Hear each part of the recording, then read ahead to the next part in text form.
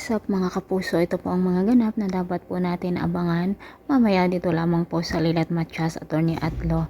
Nagsalita na nga po si Attorney Alon na si Patricia ang pumatay kay Attorney Meredith Simons at agad namang sumunod si Lilet at Kurt doon sa airport dahil nga tatakas na nga si Patricia kasama si Ramir na pupunta sa Greece. Balisang-balisa nga si Patricia habang nasa sasakyan sila at sinabi pa nga sa driver na bilisan niya kasi baka malate daw sila sa airport at nahalata nga ni Ramir ang pagkabalisa ng kanyang asawa.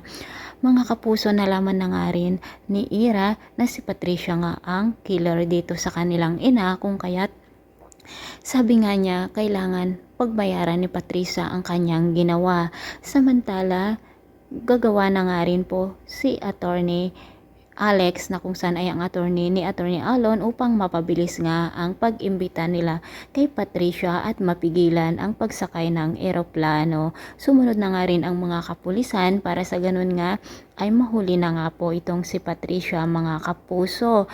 Matutuloy kaya ang pagpunta nila sa Greece o masusundan at mahahabol siya ni Lilet kasama ang mga pulis, mga kapuso? Exciting na nga po ang mga ganap dito at ito na nga si Trixie ay hindi nga rin niya sinabi kay Ramir o kay Lilet ang kanyang nalalaman na sekreto ng kanyang ina na isa pala itong killer.